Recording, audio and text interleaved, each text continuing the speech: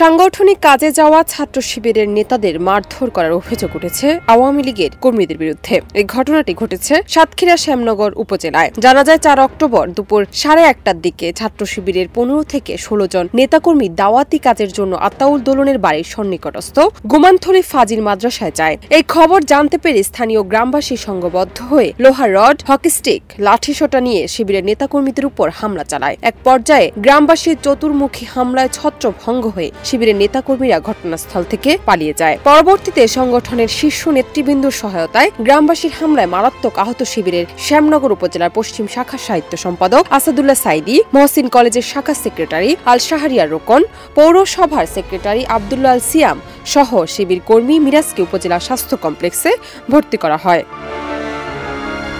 এদিকে নেতাকর্মীদের উপর হামলার খবর ছড়িয়ে পড়লে উপজেলার বিভিন্ন প্রান্ত থেকে শিবিরের প্রায় ৩০০ নেতাকর্মী উপজেলা সদরে জড়ো হন। এক পর্যায়ে লাঠিসোঁটা সহ তারা মিছিল নিয়ে গোমানথলি গ্রামে গিয়ে আতাউল হক দোলন ও তার বাবা সাবেক এমপি AK ফজলুল হকের বাড়িতে হামলা চালান। ফজলুল হক সাতক্ষীরা জেলা আওয়ামী লীগের সভাপতি। ডেস্ক রিপোর্ট, দেশ রূপান্তর।